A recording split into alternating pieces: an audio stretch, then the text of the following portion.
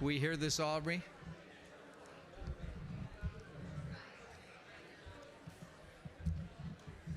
Good evening, everyone.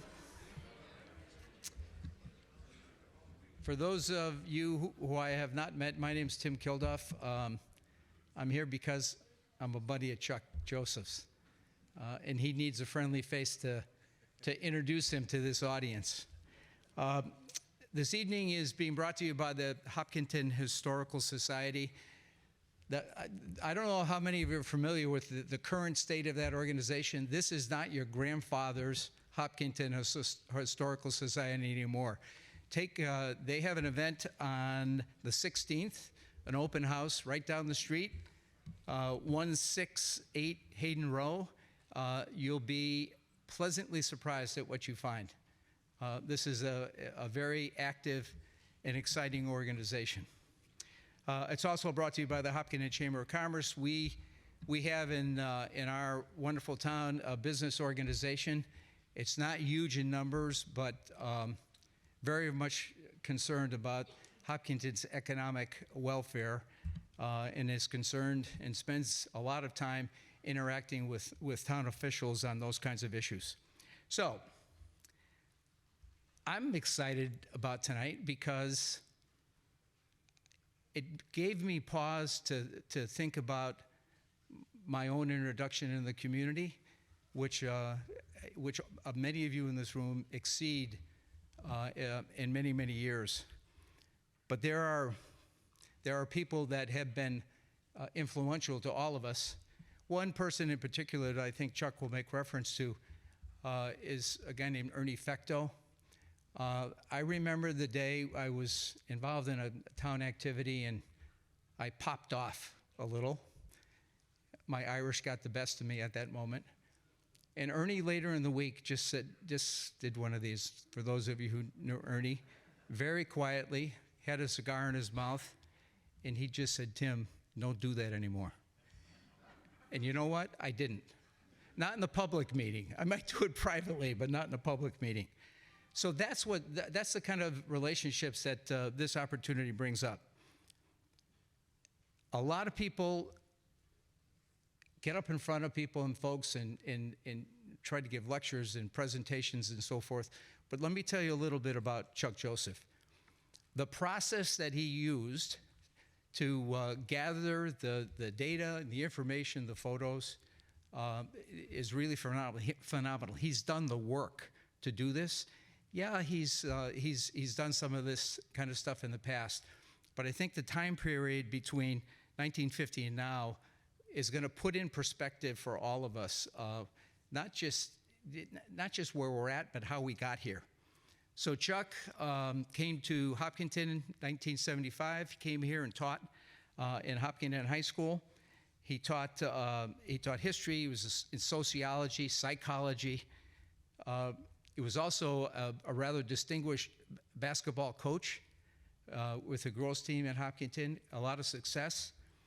Several of the activities that Chuck has been associated with in town are interesting to note. He was on the high school building committee that built this facility. That committee brought this facility in under budget. The current school committee, we might want to bring him out of the closet. Out of the closet to work on that. But his contributions are really extensive. Yes, he distinguished himself as an educator and clearly as a business person. He's achieved a great deal of success. So as I said before, he's put in the work, and you'll see that tonight. I want to just introduce Chuck because here's the challenge, my friend. We did something in this town a couple of years ago, 2015, where we created the Hopkinton Vision Statement. Let me go through this really quickly. Hopkinton is a vibrant, welcoming community, centrally located in New England, nestled 26.2 miles from Boston. We are endowed with open space, natural resources, facilities, and programs that promote a well-educated and healthy community. It goes on to say, these are the values that the community is focused on and continues to be focused on, hoping to achieve these by 2025. foster a culture of respect. We do that. Actively build consensus. We might want to work on that one a little bit. Sustain and support the educational system, by far best in the Commonwealth. Maintain Hopkinton as a safe community. We've achieved that. Encourage new growth and redevelopment, a challenge, especially with some of the facilities that are going to be available soon. So, Mr. Chuck, your job is to take that, step back, and tell us how we got there. Chuck Joseph. Thanks, Ken. Appreciate it, man.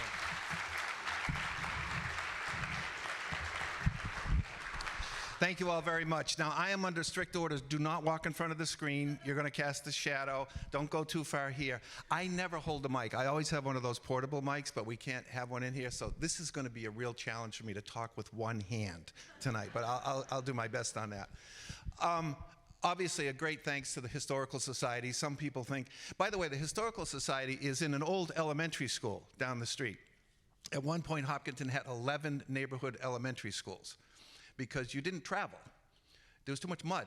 You couldn't get from one place to the other. So you had a local school system, and that's where it was. So Woodville Rod and Gun Club was one. The Historical Society was one. One Ash Street was another. But we'll get to all that. I have far too much material to cover here in an hour. I'll do my best. I'm going to talk fast. I apologize ahead of time. I'm going to leave people out. Too bad. I can't get to you all. I'm sorry. But we're going to do the best we can do. All right? I believe that communities really need glue. They need things that keep them together. And over the millennium, tribes and ethnic groups always had oral history. They had a tradition of passing down the knowledge of the ancestors through storytelling. And that's kind of what we're going to try to do here tonight. I would like you all to leave. First of all, I'd like you all to suspend what you know. You already know how Hopkinton turns out. When we go back to 1900, 1950, pretend you don't. All right, just pretend you don't. Because when those people were there at that moment making those decisions, they didn't know.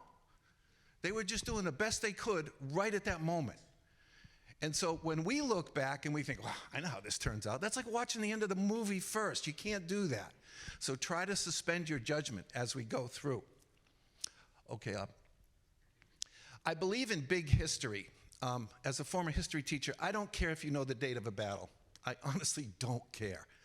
But I do care if you understand the big picture of how things worked, how we got to where we are, because what I find is that as people get older, they try to place themselves in time to see what their meaning is beyond their own lifetime, and they try to place themselves in a place. Where am I here? What am I about? We're going to try to find out what our community is about. And one thing that occurred to me, I've been mulling this over for like a year, hiking in the woods, talking to myself, the deer run away, it's sad. But anyway, the thing that I finally figured out was that we are in a, I know this as well as anybody, we are in a transient society. We're in a society where people move often. So when I think about ancestors, oftentimes when we use that term, we're talking about genetic ancestors. But that's when tribes and ethnicities and people lived in the same place, their families, all the time. So their genetic ancestry and their geographic ancestry coincided. That does not happen as much anymore. You all have your own genetic ancestry. But you chose to live in Hopkinton, so you now have a geographic ancestry that you don't know about, most of you. And our hope today is that when you leave here, you know a little bit more. You walk on that terra firma out there and you say, yeah, I get it. I know who was here before. I know what they did. I feel more grounded. I feel like I have a place more. That's what big history is. That's why I find it to be important. What we're going to try to do is provide a unified account of the entire history of Hopkins. It should be easy, not too hard. 10, 15 minutes, we'll be out of here, okay? All right, so in order to do this, Aubrey Doyle, by the way, is retired, the son of a gun, and he was my student, all right? And I coached him in football. And I worked for his dad. And I know his children. Anyway, what we ended up doing is we had to organize this chronologically. It's the only way it's going to make sense. All right, we tried to do it thematically. It didn't work. So I'm going to be jumping around. You're going to say, what is this guy talking about? Just hang in there. It'll come together at the end, all right, and it'll make more sense to you. I have to do a few things before 1950 in order to get to 1950, all right, so bear with me. 1908, Henry Ford comes off the first assembly line in 1913, actually, and builds the Model T. At that time, there's about 150,000 cars in the country. There's not many paved roads, less than 200 miles of paved road. There are way more horses than there are automobiles. Think of that word, automobile, self-mover, all right? And yet, we had a transcontinental railroad in 1869. So we have a transcontinental railroad in 1869, but we're just starting with the automobile. But the automobile gives people freedom. They can go wherever they want, whenever they want. So think about this as we move forward. You don't drive a car. It's 1908, it's 1911. You don't drive a car. You don't have a car. You don't even know what a car is half the time. But they're coming. Go ahead.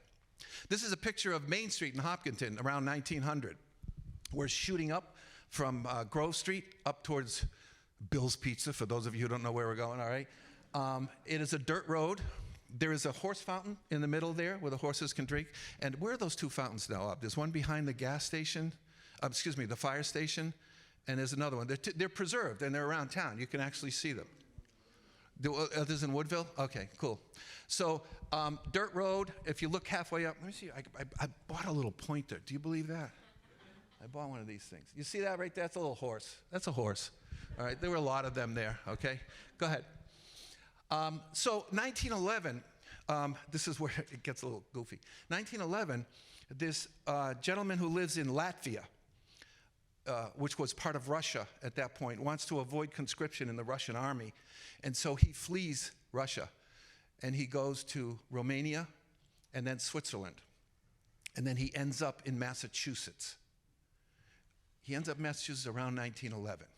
He has a green thumb. He loves horticulture. He loves landscaping, etc. Go ahead. This is Hopkinton Common in 1915. I've had so many people say, can we go back there? Look at that. They had mass transit. We have trolley cars, electric trolley cars in 1915 running to Ashland, Framingham, Milford, and Westboro. The tracks, if there are other photographs where the tracks are in the dirt road for the trolleys. So this is 1915. Go ahead. We're going to talk now. This is a very important thing that not many people know about. In 1919, we are post-World War I. American soldiers have just come back. It was an awful war. Awful. Trench warfare, lots of deaths. Some of those deaths attributable to poor transportation, horses pulling cannons in the mud. And the military comes back from Europe, and they look at a 3,000-mile wide country, and they say, uh-oh, how could we get from one side of the country to the other in case we needed to for military purposes? So they organize a convoy of 80 military vehicles and 300 military personnel to drive from Washington, D.C. across the country to San Francisco. Let's take a look at some of those vehicles. This is what they're driving. The only paved roads they run into are east of Chicago. Once they hit Chicago, in many cases, there are no roads. There are bridges, wooden bridges, that were built for horses.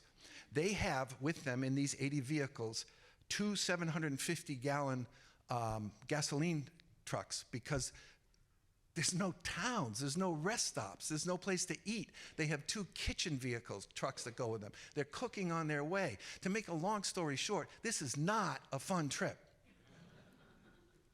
Look at that photograph along that side. That's almost, I think that's Nevada there. Trucks would tip over.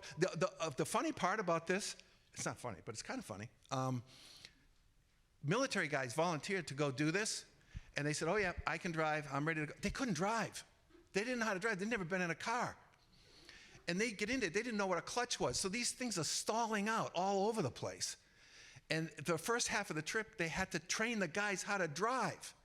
Luckily, that was where the better roads were, but once they hit the backside, it was pretty tough. You can see them in the mud there. And this young guy, this was one of the young guys out of West Point that they hired to be observers. So his job was to go for this, and by the way, it took them 62 days. 62 days. That's not quick from a military standpoint. And these young men that were observing, were really ringing the alarm bell. And were really saying, this is a real challenge. But what we don't understand is this was a major event at the time. Every time they went through a particular town, am I getting away? Every time they went through a particular town, they would have a parade. People would come out, there'd be banners, there'd be film. If you go online and you Google this, there's a 25-minute black and white film that the military has of this actual trip. It is fascinating, fascinating. And they get there, and it's really the beginning of the dawn of the automobile age. It's when the president of Goodyear, the CEO of Goodyear, goes on this trip with them and comes back and completely revamps how they build tires, because they learned so much during this trip and how they did it. There are these great, you gotta watch this film. I was cracking up. You almost expect Buster Keaton to come around the corner, you know?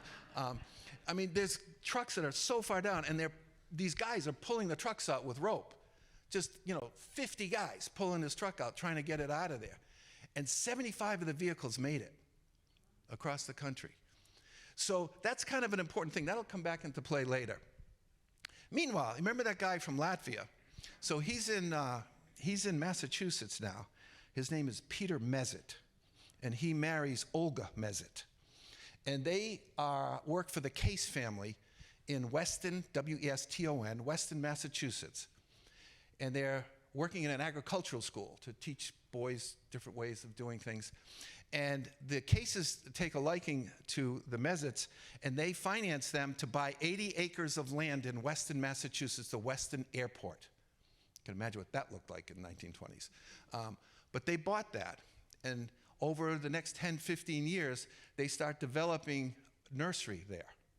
And they start grafting fruit trees and selling them to different orchards and so on. And so they're building this little business out there.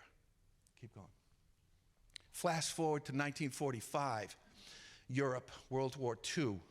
The Allied commander, Dwight David Eisenhower, he's got his back up against it in Europe. It's tough. And the German forces have a distinct advantage because they're able to move materials and men so quickly because of the Autobahn, the highway system where they were way ahead of us in terms of what they had. But eventually, the Allies take a lot of that land, and what was their nemesis becomes their ally, and they have use of the Autobahn. Eisenhower never forgot this. And these are a couple of photographs of the Allied troops on the Autobahn at the end of World War II, moving their troops faster and quicker and their supplies than they ever had. Eisenhower does not forget this. He does not forget this. Go ahead, Ab. You remember that guy who was the observer in the 1919 transcontinental military convoy? His name was Dwight David Eisenhower. So Eisenhower experienced that trip in 1919, and then he experiences the Autobahn in World War II. And he's coming back to the United States with that military mindset about transportation. Go ahead. Also, in World War II, there was a young recruit from California who gets trained as a bombardier in some of the big planes over Germany and takes part in devising a system that leads to the demise of Nazi Germany. And he doesn't forget this.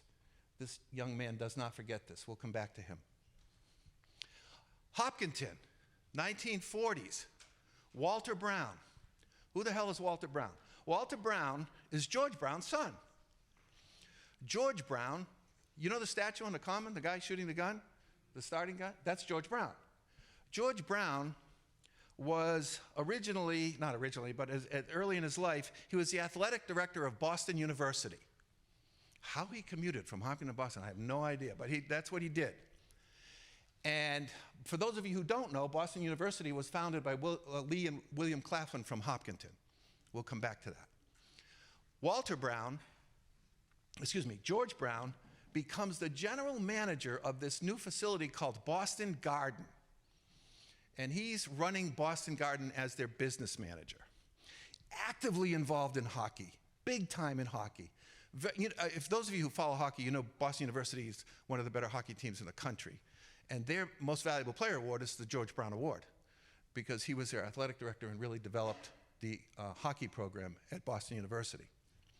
So, long story short, not real short, this guy, his son, Walter, takes over for George as the manager of the Boston Garden in the late 40s. He lives in Hopkinton. He's a Hopkinton guy. I don't know if he was a hiller, but he was a Hopkinton guy. He's a stone thrower, all right? So Walter gets wind of this new league that's starting, this basketball league, and they want to play at the Garden. He mortgages his house in Hopkinton to buy this team called the Boston Celtics. And he buys the Celtics. This was not a big deal back then, all right? It's like buying a Little League team, all right? He buys the Boston Celtics. And, they're struggling, they're going back and forth, blah, blah, blah. And then in 1952, the Bruins get in trouble. The Boston Bruins will also play at the Garden. They're in financial trouble, so he buys them. So he owns the Celtics and the Bruins. If you look at the numbers that are retired, this number 1 in the rafters is Walter Brown from Hopkinton. We'll come back to this. 1950, we have 3,500 people in town. All right, not a lot of people. By the way, in 1880, we had 4,800 people in town. That's a whole different lecture. Go ahead. Weston Nurseries.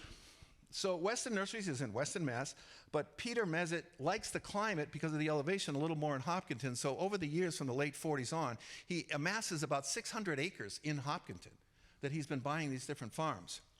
But in 1951, the Commonwealth of Massachusetts starts the Massachusetts Turnpike Authority to start buying land to develop an east-west route across Massachusetts. And they start taking land by eminent domain, and they go right through the middle of his 80 acres in Weston. And they take his land, divide it in half, and it's not helpful. So he and Olga move to Hopkinton. They take that money. They continue to invest in Hopkinton to the point where they acquire, I think it's around 900 acres in Hopkinton, and they take Weston Nurseries and move it to Hopkinton. Thus the name Weston Nurseries here. While they're here, Peter is very much aware of his Latvian roots and Olga, and they sponsor many of what they used to call DPs, displaced persons. And these DPs needed to be employed when they came here.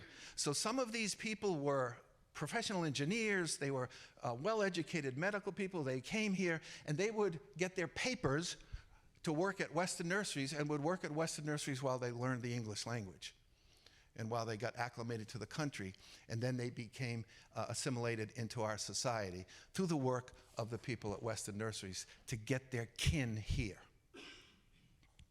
1952, Dwight David Eisenhower becomes president of the United States. The number 1 item on his mind is transportation. That's the number 1 thing he wants to do. Not for the reasons we want it, but for military purposes. That's what he's thinking. However, the Korean War breaks out, and his first term is completely enveloped in the Korean War. He doesn't get to this. Go ahead, Up. Meanwhile, that bombardier pilot from California comes back to the country, and he's struggling because of what he participated in and what he saw take place in Germany. And he decides that he's going to devote his life to building cities. And so he goes to Harvard University. He gets a degree in urban planning. And in 1952, he becomes the city planner for the city of Lowell, Massachusetts. And he buys a house in Hopkinton. He has foreknowledge because in the 1940s, there were studies that were done that said Boston, the city of Boston, is going to need an inner beltway about 15 miles outside of the city, and eventually it'll need an outer beltway about 30 miles outside of the city. The inner beltway, we know as 128, was a surface road. It was basically a road that went through towns with stoplights and everything else, and then they decided that they needed to make it a highway, get it off the ground. And so that eventually became their priority, was the 15 mile. But this man, we can go now, Charlie Zedek from Hopkinton, knows that the outer belt is coming. And he joins the planning board in Hopkinton. A planning board in Hopkinton, 1954. He told a great story that when he got here, Route 85 from Milford to Southborough and Route 135 from Ashland to Upton were all commercially zoned. You could build anything along those roads. And they said, oh, no, we can't have that. And so they, in 1954, rezoned, or for the first time, zoned Hopkinton. And Zedek says, because he knows where 495 is going to go through Hopkinton, he knows where it's going to go. He said, we have to take this farm road, it's called South Street, where Willard Patton has his farm up at the top of the hill, and we have to zone that industrial commercial. And people are like, what? What are you talking about? Try to picture that. Remember I said suspend what you know? 495 is not there. It's not there. All right? You know Hayward Street, where it comes up from the lake and you have the little restaurant there? There's no 495. Hayward Street comes over and connects to Lumber Street. And that's how most people get to the lake. They go that way. It's hard to envision. I know, but try, will you? All right? And the other thing you got to remember is that, you know, Elm Street and West Elm Street? No, it was Elm Street. 495 comes in. Well, what are you going to do with the other half? We'll make it West Elm. That's a good idea, all right? So these are the kinds of things that are going on. Hopkinton zoned in 1954 for 495. That was not even on the radar screen. Go. Oh, before I forget, Tim had mentioned Ernie Fecto. Ernie was one of those guys. So Ernie moves to Hopkinton in 1922. He's 5 years old, goes to school in Hopkinton. He's in his 20s, and he gets elected town treasurer in his 20s. He gets elected town treasurer. And turns out he's really good at this. He ends up, by the way, being the president of Framingham, Framingham Savings? Framingham Trust Company. Not bad, all right? But he has to go to the war. He gets called to service for World War II. So he's leaving. He's a young guy. He's in his 20s. And the town goes, oh, Ernie, we're going to elect your sister treasurer while you're gone, and you can be treasurer when you come back. And they do it. They elect his sister to be treasurer. He goes away for 4 years. He comes back. He gets elected treasurer again. And he stays in that. I think that is so cool. It's just so cool that they said, when you come back. Very cool. Okay, so 1956, Korean War's over. Eisenhower can now focus on his passion. And he lobbies. I mean, he's not the first guy. Truman did some stuff. FDR did some stuff with highways. But he comes in and he passes the Interstate Highway Act, which he called the National System of Interstate and Defense Highways. It makes sense. Now it all makes sense, all right? $25 billion in 1956, the equivalent of $207 billion today, which would result in the construction of 41,000 miles of interstate highway. The federal government will pay 90%, and the states have to pick up 10%. The largest public works project ever. Go. Meanwhile, back in Hopkinton, you guys know this building? You all know this building, right? This is the old high school in front of Kerrigan Park. Built in 1894 when Hopkinton was at its height economically. It is a gorgeous building architecturally. And it serves as the high school for Hopkinton. Now oh, by the way, some people, I got to tell this story only because it's going to keep people happy. I don't really want to tell it, but I want to tell it, all right? It's known as Stedgy Prep, right? And everybody says, what? Here's what I've been told. I have no idea if this is true. Bunch of Hopkinton guys become enamored with some Wellesley College girls. Wellesley College girls were a different socioeconomic class than these guys. So they said to him, where do you guys go to school? They didn't want to say Hopkins High School, so they just made up, we go to Stedgy Prep. That name stuck. All right, it stuck. I think it's probably true, by the way. I do. So in 1956, Hopkinton finally decides it needs to build a new high school. This has been in effect from 1894 till 1956. This building has served the town extremely well. Aubrey's dad went to school there, and he used to tell me stories about being on the third, go back for a sec, Aub, about being on the second floor here, and the third floor they would play basketball and bounce balls up there, and he said it was, that was just part of the deal. Okay, so we can go ahead, Aub. So they build on the top of the hill what you know as the middle school today. What I knew in 1975 when I was hired to teach here is the junior senior high school, grades 7 through 12. So Hopkinton still now only has 2 town-wide schools. Center School, 1 through 6, junior senior high school, 7 through 12. Center School was built in 1928. They had no money. You can tell the difference between Center School and the school in front of Carrigan Park. It reflected the economic times. Oh, good story here. Bill, you here? Where's Bill? Where is he? Bill. So Bill and Jeff, Bill Hamilton and Jeff McMillan, grew up in Hopkinton. And I got, by the way, in preparation for this, I got to talk to a lot of people. I heard so many great stories. I can't tell you 90% of them from this stage. I just can't. But Bill told me one that I can share, all right? And Bill was telling me, I think, as cute as this story is, I think it says what Hopkinton was in the 1950s. There's a friend of Bill's who's a year or 2 in front of him in school, and he's a very good baseball player, and he gets accepted to a college. He's going to go to college. And in his backyard, he has a car, a jalopy, an old car, up on blocks, and he doesn't have the money to register it. So it's just sitting there. It's just an old junker, and he has it sitting there. And Bill has a brand new first baseman's mitt. Bill trades him the first baseman's mitt for the car. He was just bartering, and it worked. Bill got a car, guy got a first baseman's mitt. That was Hopkinton in the 1950s. That story just is the epitome of that to me. Oh, yeah. Thanks, Ob. Before they built in 56 the junior senior high school, when you had Center School and the Carrigan Park School, Stedgy Prep, we were overcrowded. Sound familiar? We were overcrowded. And some of the 6th graders and 7th graders were actually going to school in spare rooms in town hall for a couple of years.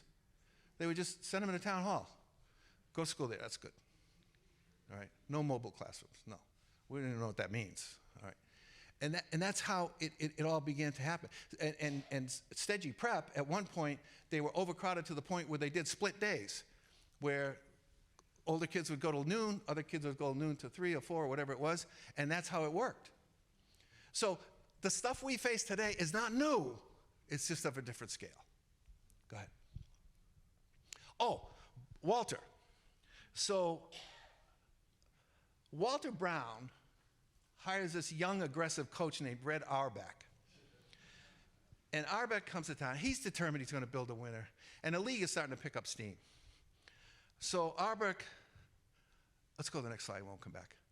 Auerbach has his eye on this kid from University of San Francisco, Bill Russell. Bill Russell wins the national championship at the University of San Francisco. Their nickname is the Dons. That's a great trivia question. Use it when you can. And his teammate is Casey Jones, who also eventually becomes a Boston Celtic. But Auerbach has the 14th pick.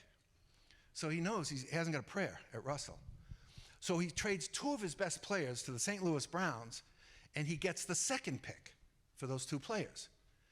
But he's still not guaranteed he's going to get Russell, because the Rochester Royals, later the Cincinnati Royals, Kansas City Royals, have the first pick. So Red goes to Walter and says, Walter, I got to get that first pick. I got to get them not to take Russell. And Walter says, I got an idea. He said, what? He said, well, I own the Ice Capades. And for those of you who remember the Ice Capades, that was a big deal. Ice Capades came to town. Everybody went. It was like getting Beyonce, you know? You get the Ice Capades, right? Well, not exactly, but you know. And so Arbrook says, tell them, because they were in trouble. Rochester was in trouble. He says, tell them I'll give them the Ice Capades free for a week if they don't take Russell. So Arbrook does. And Rochester says, okay. We got 11 championships for the Ice Capades for a week. How freaking cool is that? Walter Brown, the NBA championship trophy is the Brown Trophy. Walter Brown is in the National Basketball Association Hall of Fame. This is in National Hockey League Hall of Fame.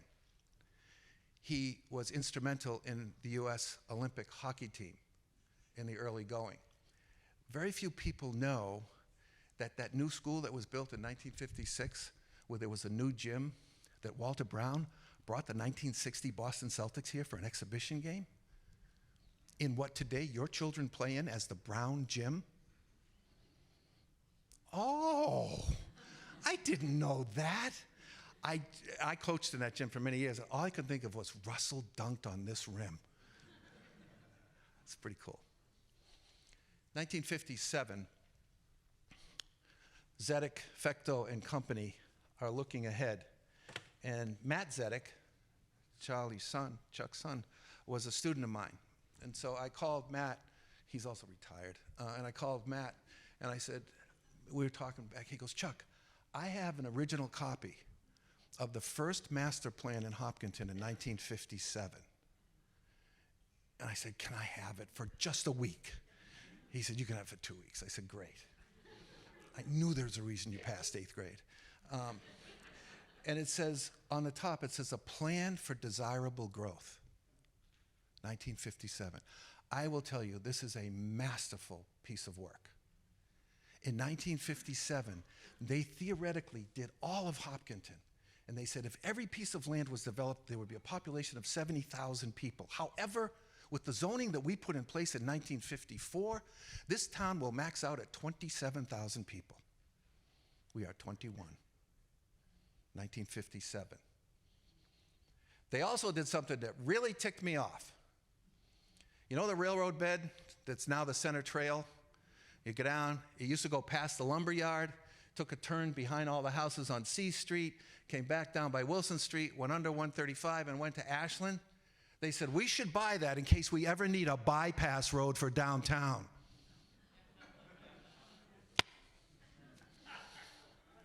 Genius.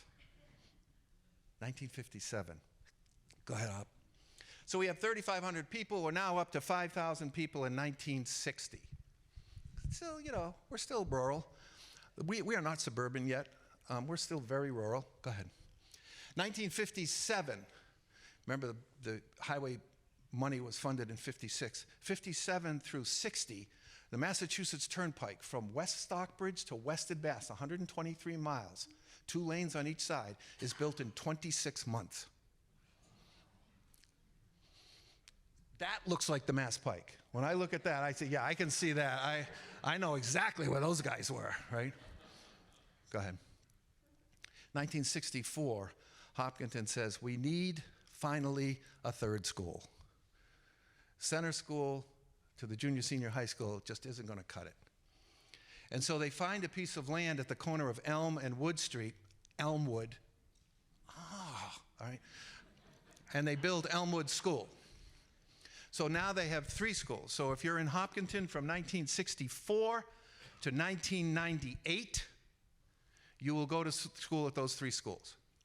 Multiple additions as populations grew, but those are the 3 schools you're going to go to. 1969, Sturbridge, you know, you go to Connecticut, and once you get to Sturbridge, Sturbridge to Weston, the traffic count in 9 years has increased 60%. They immediately say, we are expanding both sides to 4 lanes. Planning, they had planned all the bridges and all the drainage for this expansion. And so it was an easy expansion for them. 1969, let's keep going up. Okay, back to Hopkinton. Give me 1 second here. So I'm rummaging around the Historical Society. I'm not. Other people are, who are much smarter than me. And they come up with this thing that you see there. Site-seeking the Platinum Perimeter, 495. Remember I told you 495 was conceived in the 1940s as the Outer Beltway. They now had the money to do it. 15 years prior to this, mind you, Hopkinton rezoned South Street in anticipation of this. This is an amazing piece of work. It takes every piece of land along 495, tells you how much. This was produced, by the way, by New England Electric. They had all the power all ready to go. They had the highway ready to go. They're touting the workforce from Boston. They're basically saying, please come and build here. 1969, 1970. Hold here for 1 second, okay? So this is one of the maps from in there. And you can see this is the Mass Pike. So this is kind of newly built, all right? It's 4 lanes now each way. This is 128. This is the Inner Beltway, about 15 miles outside of Boston. And this is the proposed 495 that's being built. Each one of these squares here is a map in the folder. And it outlines exactly where you should go, what the exits are going to be, et cetera, et cetera. By the way, 50 years later, we're expanding that exit, in case you didn't know, all right, in terms of doing that. Go ahead, This is an aerial shot. That's when we actually had aerial shots. We didn't use drones, all right? We went up in a plane, and you took a picture of this. This is 495 here, right through Hopkinton. This is the new 495, and this is South Street. Ain't nothing there. There's nothing there yet. Nothing there yet, 1970. Okay, go ahead. So 50, 60, 70, we're at 6,000 people. So what else is going on in 1970? Some of you may remember the Sticky Wicket Pub. Foster Yaden's family opens this great restaurant right where Price Chopper is today. And mind you, there's still nothing here, okay, in the town. It's pretty rural. But they had a passion for jazz. The Yadens did. And they said, we're gonna make this a jazz club. We're gonna bring out the Black Eagle Jazz Band. And they did. And I'm now teaching school here. I'm out of college. I'm like, I grew up in the city. I came here. Oof, you know? They said, Chuck, get the telephone numbers of your students. So I said, hey guys, give me your number. What's your number? 56421. I said, no, I need your whole number. They said, that's it. I said, my God, I landed in Mayberry RFD. What am I doing here? But there was this incredible jazz club. And it was packed with people from Boston who thought it was the coolest place that they discovered. And it really was a very cool place. It was great. Also, in 1970, before we go to this one up, in 1970, Governor Frank Sargent proposed that the Commonwealth of Massachusetts build an international airport in Hopkinton, Massachusetts, and replace Logan Airport. Yeah, you didn't know that one, did you? So, what happens is when you give these lectures, people kind of think of you like that, and when they're selling the house and everybody's gone, they give you stuff. They say, hey, look at this box. It's all old stuff. So they gave me this old stuff. So I'm going through it. Barbara Kimball, who you may remember, worked at Middlesex Bank and the banks before that in that same site. And Barbara wrote a letter to Frank Sargent protesting the idea that there would be an international airport in Hopkinton, Massachusetts. It was one of the most eloquent letters I've ever read. Hand-typed, typewriter, all right? And she goes on to say, if you're going to do this, do it at Otis Air Force Base. And she lines up all these brilliant reasons why it shouldn't be here. It's in June of 1970. In September of 1970, Frank Sargent writes back to her and says, you're right. We're not putting it there. Guy gave me a letter. It's brilliant. Common citizen. Somebody who loved Hopkinton. Go ahead. Also in 1970, by the way, take a look at these numbers. In 1900, 16 people run the Boston Marathon. I could have placed in it if it was 16 people, all right? 167 in 1950, 197. And now in 1970, there's only 1,174 entrants into the Boston Marathon. but it had been run every year since 1896. I keep saying to myself, why? Why did they keep having this race, all right? But they did. A guy by the name of Bill Rogers goes to school at Wesleyan University in Connecticut. He's from Connecticut. By the way, Tim Kilduff claims today, telling me that he beat Rogers in high school in a race. I need proof. All right.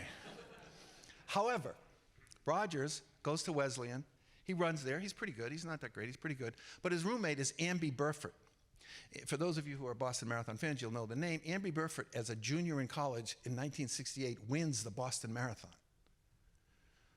Rogers is running with this guy. So he's kind of gets introduced to the Boston Marathon. He's a conscientious objector to the war in Vietnam, and after he graduates, he spends 2 or 3 years working as an orderly in a hospital. He's in the Boston area, and a guy by the name of Bill Squires, legendary track coach, puts together this group of guys called the Greater Boston Track Club, and he brings Rogers into that club. Rogers enters in 72, drops out, he's injured. He enters again in 74, he finishes 14th. In 1975, with a hand-inscribed white t-shirt that says Greater Boston Track Club, he wins the Boston Marathon. The next 5 years, 75 to 80, he will win the Boston Marathon and the New York Marathon 8 times, 4 times each. He dominates the world at all levels when you read his accomplishments, and he is known as Boston Billy. Running becomes an obsession in the United States. 10 years later, 5 years, well, actually, last year he won New York. The entrance is now 5,417. 10 years after that, 9,400. And so we always think we know it all starts here. We know that. That's our motto. It all starts here. But it wasn't always what it is today. It was a small race until Boston Billy put it on the map. And then it took off. And today we average close to 30,000 runners. It is a world-class event. We have the greatest trail system in town for hiking. We have the Boston Marathon. We should be a walk-run town. That's what we should be. That should be our motto as we go forward. It'd be healthy too. And when you look around town, all you got to do is look at the bronze statues that are around town. The identity of Hopkinton to the Boston Marathon is indelibly marked. Tarzan Brown, Clarence DeMar. You know, you go down and down and down. So anyway, enough. I'm pretty into that. Okay. So we go, 1970.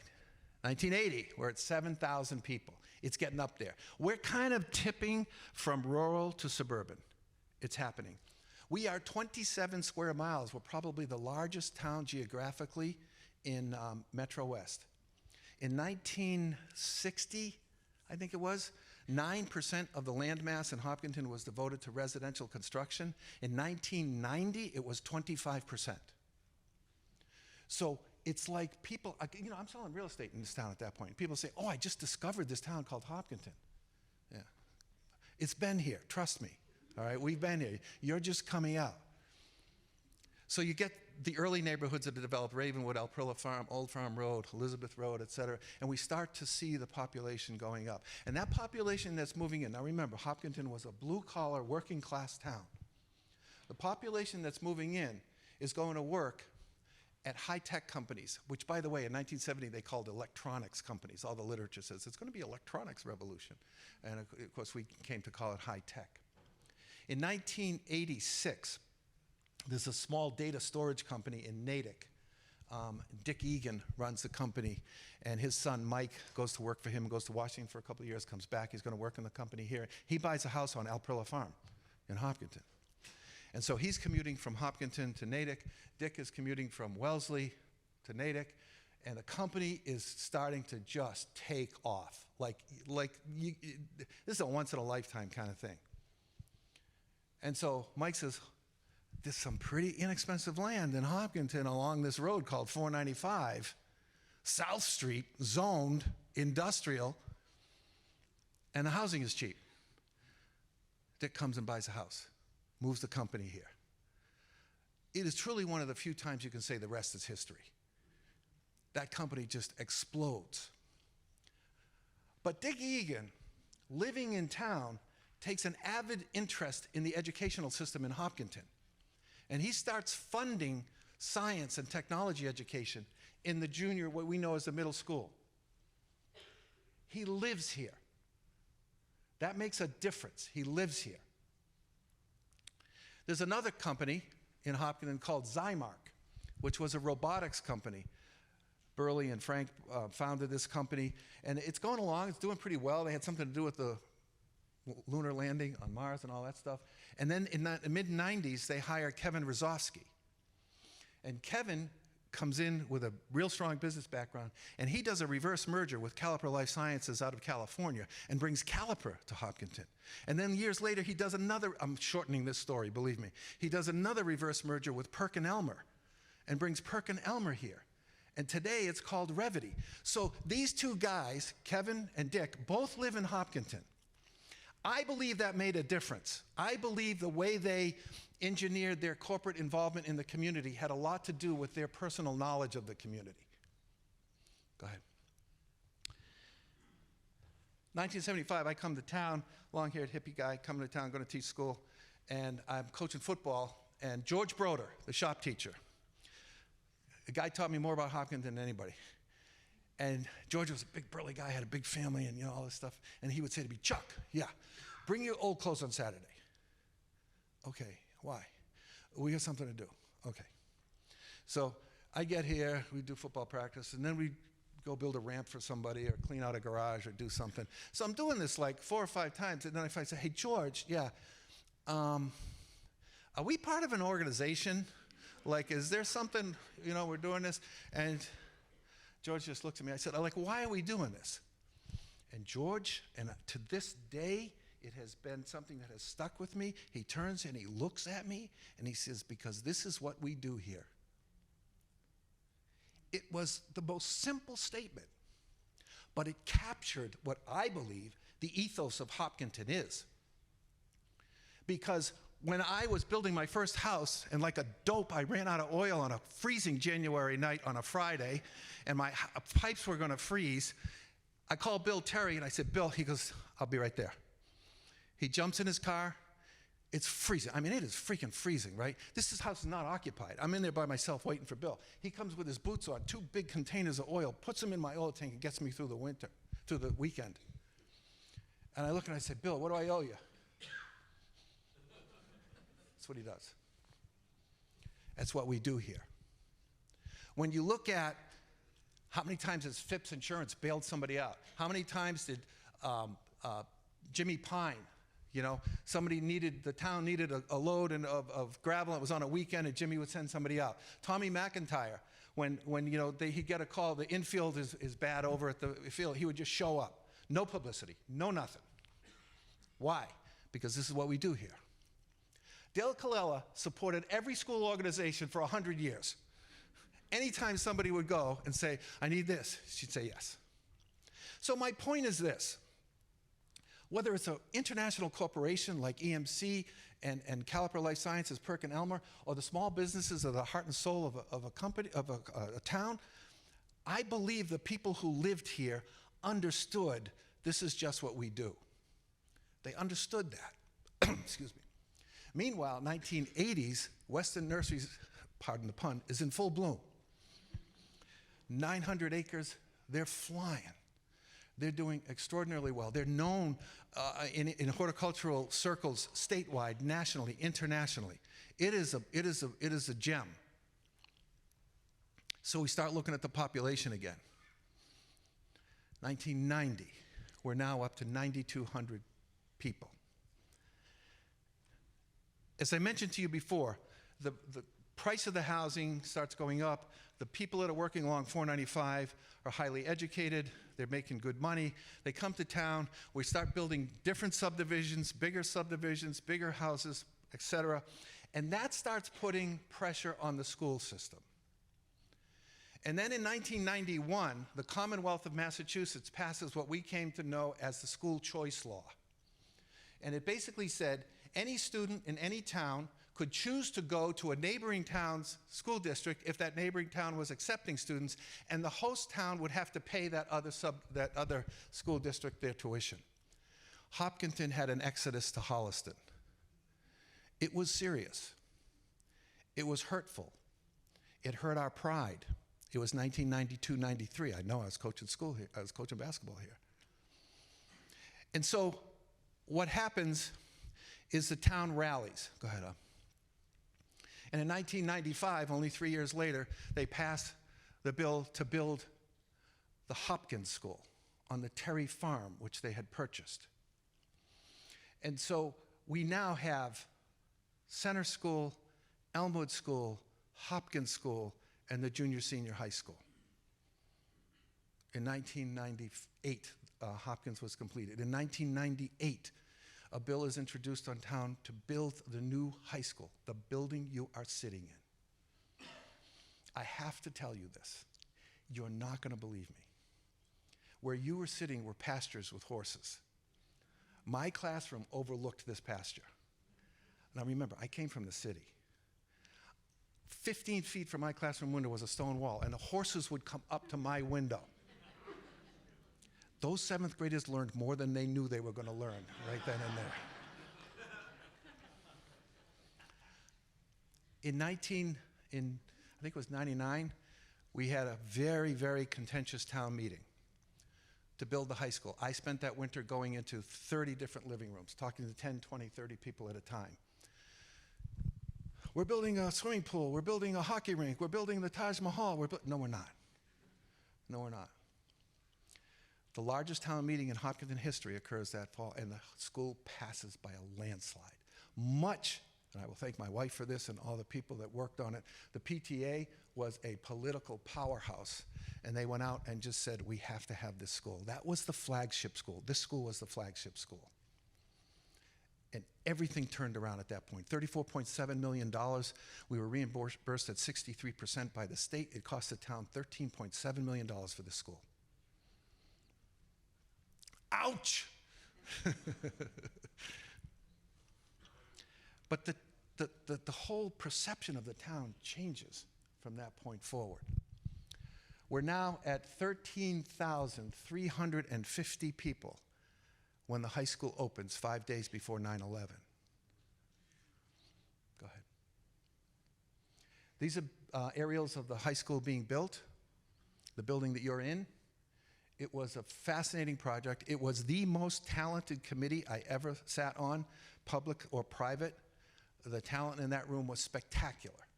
I remember when we were doing the specific stainless steel pipes in the basement for the laboratory, and these guys, a lot of them were in big-time construction, and we didn't like the way it was going in, and we ran a camera down, and it was like this.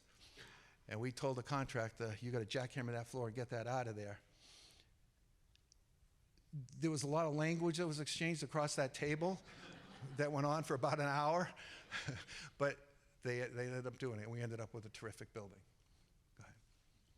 But also in the early noughts, 2005 or so, it becomes clear that the business of Weston Nurseries has changed. That the climate that is the short growing season up here makes it impossible for them to compete competitively with plants that are grown further south and shipped here, and their land is now superfluous in many ways. And they decide that they have to size down their land in order to reorganize their business and keep it viable. Last week, they celebrated their 100th anniversary, by the way, Weston Nurseries. Glad you guys are here today. So they offer it in the town, a whole series of meetings. The town going to buy it, the town not going to buy it, is it going to go to private development, and blah, blah, blah, blah. And it's tough. It's a hard decision. And mind you, well, people today said, we should have bought that. And I said, okay, fine. But we had just finished buying Fruit Street, and that hadn't gone so well. And so a lot of people were like, I don't know if we should be owning more land. So it was a very difficult decision, all right? I don't think it's, again, I ask you to suspend the judgment of what you know now and look at it from back then. So with that, we start shooting up. But what's really interesting is from 2000 to 2010, we only go up a little over 1,000 people. All right, there's not much going on. But now Legacy is going to come on the books. So as we move forward, legacy farms they start closing 2010 up to 2019, and we add about 900 housing units to the town, which is about 20% increase in housing stock. And that's a very intense period of development. You don't see that in a town. You don't see it happening that fast, that quick. They were able to build their own sewage treatment plant. How do we absorb this? How do we do this? They were able to build their own sewage treatment plant. Back in 2000, Ron Rue and I were negotiating for a piece of land off of Front Street called Wyman Way, and it was this long piece. And Hank Fredette, I don't know if you guys remember Hank. Hank was a police officer in town. He was later the water superintendent. And Hank comes to us and says, hey guys, there is a giant aquifer at the back of this parcel. Will you give it to the town? So Ron and I go back and forth, and it's Ron land, he owns it, and he says, I'm going to give that to the town. And so that land becomes the water source for legacy farms. The intertwining of all this stuff, you can't make this stuff up, all right? It's fascinating how it all happens, because when you know the individual players, and you know, what's the line from Hamilton? When you're in the room, you know, you realize these things are being decided, and it's like, snap, snap, snap. And yet, it has grave implications for how things turn out. We now start to see some commercial development. It always follows the residential development. First residential, then commercial.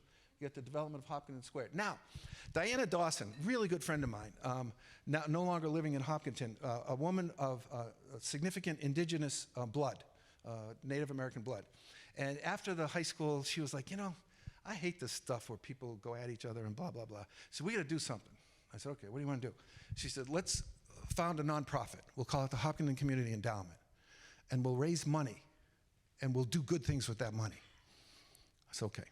So we start the Hopkinton Community Endowment, and Jim Cousins, who's on HCAM, you see these little cameras? He's running them by robot. I can't believe you're running them by robot. You're not even in the room, Jim, all right? But he's doing this kind of thing. They host 3 or 4 telethons. We do telethons. I don't know if you guys remember these.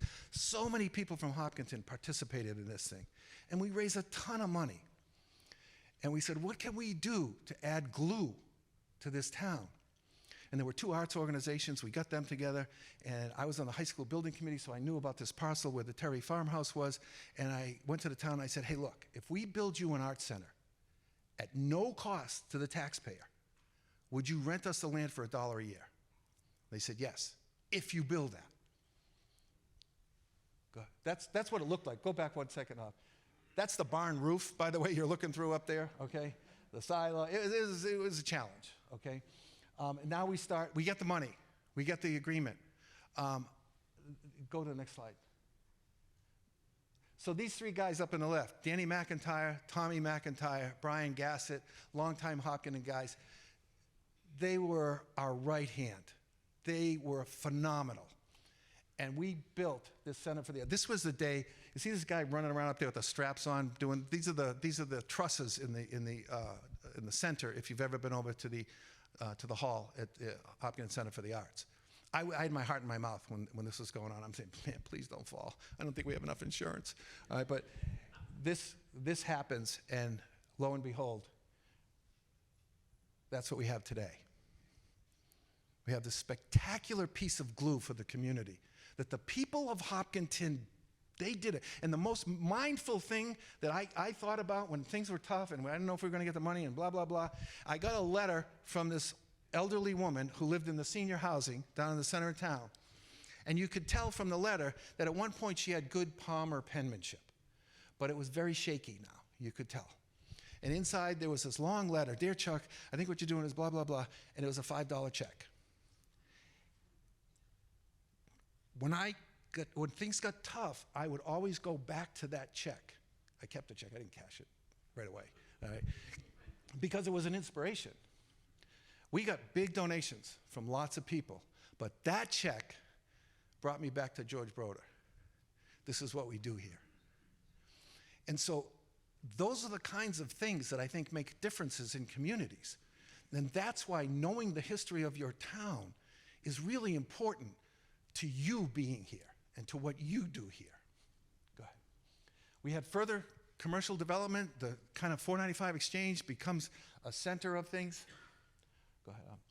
We get, I mean, you know, You get start line. That's pretty good. That wouldn't have happened in 65, all right? But there we go. Go ahead. And now you see in 2020 that we're at 18,750. We're pretty much topping out. We're about 20, 21 now. Where we will be, I'm not sure. I'm not sure. There's not a lot of development left. There will be more intense development than there is right now, but that's where we are. Go ahead. In 2021, I think it was, we built the Marathon School. The Marathon School replaced the 1928 Center School in 2021. That's pretty good. It's pretty good longevity for that building. And then last month, we passed another building to be built to replace the Elmwood School. Go ahead. So that kind of brings us up to speed where we are. It's a really interesting town. It's a great town. I think the thing that struck me during this whole year of kind of researching this was we had great geographic ancestors. We had great geographic ancestors. The majority of them are anonymous. They're not famous people. They would go to boring meetings on January nights and ask themselves, what am I doing? But those cumulative experiences resulted in the town that we have here, resulted in this auditorium here, resulted in this school here. And I think that's really what the oral history is about. Excuse me. It's about us understanding our place, the place that we choose to live. And it begs the question, as we move on, why are we doing this? Because this is what we do here. I think the challenge for us right now is we're kind of like, we don't know what's next. We don't know. You know, we're at that point where we're going to be making decisions. And when you think about these decisions, these are going to be hard questions. They're not going to be easy. And we don't have the benefit of hindsight when you make these decisions. Will we be good geographic ancestors? Will we be good geographic ancestors? You only know that in retrospect. You don't know it looking out. I hope this has been helpful for you today. We tried to kind of, I know there's a lot that I jammed in there and it was too fast and all that stuff, but I think if we accomplished what we wanted to, Aubrey and myself, it would be to give you kind of an overview so that you have a better feel for the place that you live. And if any of you are interested in question and answers, we have 2 mics here. I'm 90% sure we won't have the answer, but we'll fake it. Okay? Thank you.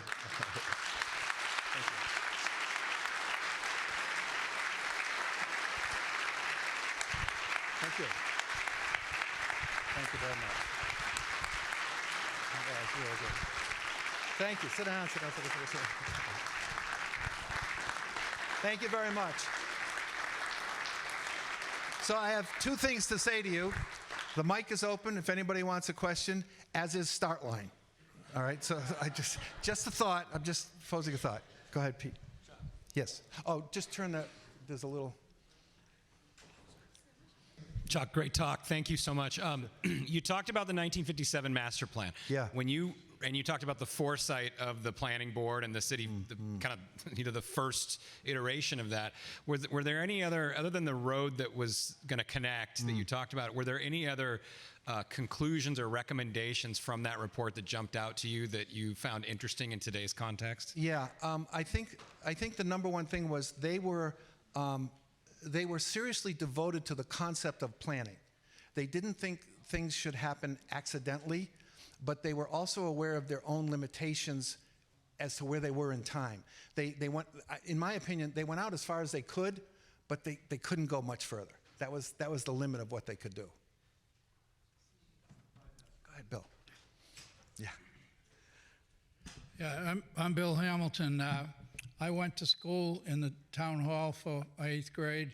I started high school in the Old Brook School.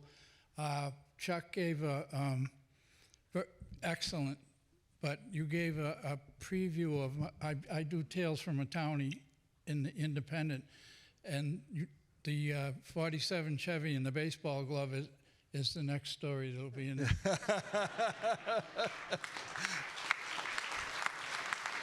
All I can say, Bill, all I can say is it must have been a good glove. That must have been a good glove for that to happen. Anyone else have anything? Yeah, go ahead, Joe. Don't hear me without the mic. I've been waiting very patiently for an inside picture of the Joseph Pool. Of what?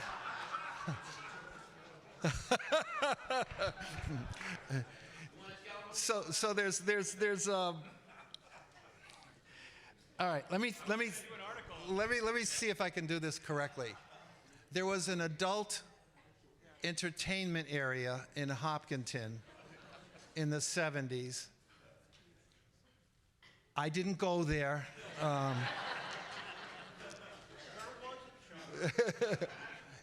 And this is, I hesitate to say this because it sounds blasphemous, but it's where the Islamic temple is today, all right, on Wood Street.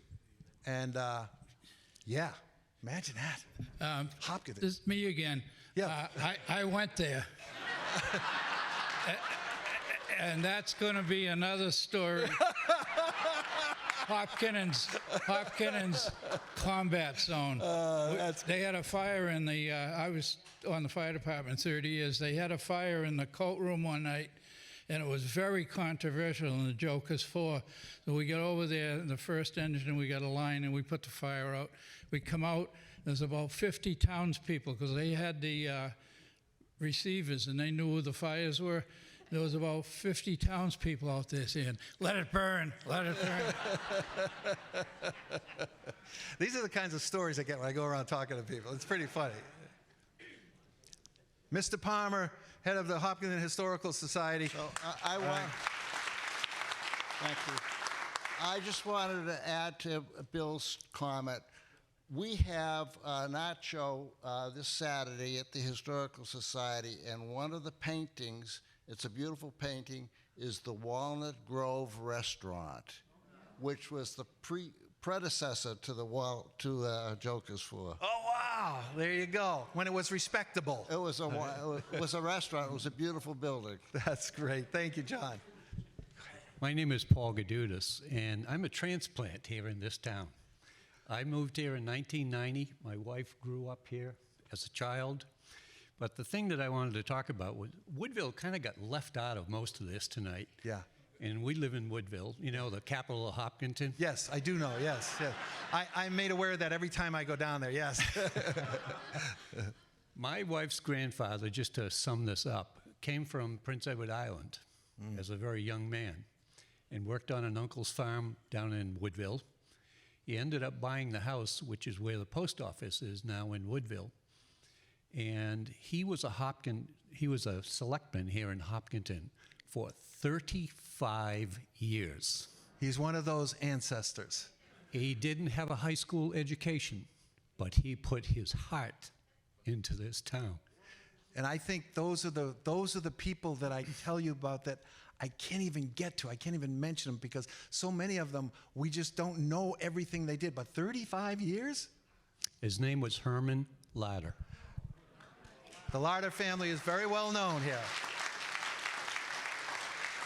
By the way, there's a whole, in the previous lectures we did one on Woodville and the history of Woodville. It's a really remarkable village in Hopkinton named for the Wood family. And someone said to me, will you start recycling those lectures from 10, 15 years ago? Maybe. I don't know. We'll see. Anybody else? Anybody else have anything they want? I got one more. Go ahead, Pete. All right, sorry. Okay, so you talked about, and you mentioned Jim Pine and the Pine family. Yeah. Talk about how people really come together. Do you have any stories about the Pine family and their role and just, you know, from the fire department and all that? Anything you can relay about that? Thank you. Yeah. So Jimmy Pine, who started Pine Sand and Gravel with his brother, his dad, Joe Pine, was the fire chief, I believe. And very tragically, Joe Pine died in a fire. Which was really, really difficult. I just met with Jimmy a couple times, and Aubrey and I went down and talked with him. He's a wonderful guy. He was a great mentor to me in my business as well. But he talked about Also, when Zedek and Fecto, when they rezoned South Street, the state evidently funded like 90% of the construction of South Street, but the town highway department built it. It was before today's laws, all right? But they went and they built it. And Jimmy tells these hysterical stories about they couldn't put the water line in the middle of the street, so the water line is on the side of the street. It still is today. And I said, Jimmy, I don't want to know. I just don't. There's some things I just don't want to know. But the Pine family has been so generous, and their history with the fire department beyond that tragedy is very significant. Yes? That's okay. We're not in a rush. But Start Line is open. My name is Megan. I'm a rare book librarian and an archivist. And I'm wondering, I think one of the things as historians we tend to do is collect all the stuff from the past and then completely ignore what's going on around us in the present. So I'm wondering, with all of these oral histories you've gathered, if these have been recorded or documented for kind of future research. Today's the first one that's being recorded. Yeah. Awesome. I think it's great. But I do want to mention one thing. We are incredibly unique. You know, we were founded in 1715, and we are incredibly unique in that we have every one of our original town meeting notes. They have survived 3 fires in town. There's a whole story about how they survived, but they survived. And they are archived, and they are bound, and they are in town hall in an environmentally controlled room, and I get to go in and read them. It's hard. They didn't write well, and they didn't know how to spell. And so every time the recorder changed, you had to figure out which words they don't know how to spell. And I just started doing it on the Civil War, because we had a big role in the Civil War, because this was an abolitionist town. So I'm going through and I'm just reading through, and they're writing their usual malarkey, town meeting, blah, blah, blah. In 1861, they recorded every dog in town and every dog's name. You can go through and see how many Busters there were and how many this. It's hysterical. I still, to this day, I think the only reason they did it is they wanted the money from the licenses. I'm pretty sure that's why they did it. Go ahead, John. I've been here for 26 years now. And one of the things that our family loved to do was just go downtown and walk into Collella's. And you'd wind up meeting somebody there that you knew. Yes. Can you talk a little bit about that history and their history here too? Sure. Dale's probably better to speak to this than I am. But her dad, as far as I know, when he opened his first store, I think there were 3 markets in town at that time, if I'm not mistaken. And it was not located where it ended up being located, right, Dale? Yeah, it was in a different location on Main Street. And then you guys built that in the 60s? 55. They built what is CVS today, was Collella's, for many, many years. And they were the quintessential small town market. And John is right. You go in there, you better have some time. Because there's people there, man, it's pretty interesting. It's a great contributor to our community, for sure. All right, I don't want to prolong things. We got one more. Go ahead. I just wanted to add something. Oops. Go ahead. Something to about Joe Pine. Yes. Dying in a fire. Yes. It was in his house. Yes. Which was right beside the fire station. That's right. And they didn't get him in time. That's exactly right. Yeah. Yeah. That's a hard one to talk to Jimmy about, but yeah, that's true. Thank you, guys. I really appreciate it. All right. Take care.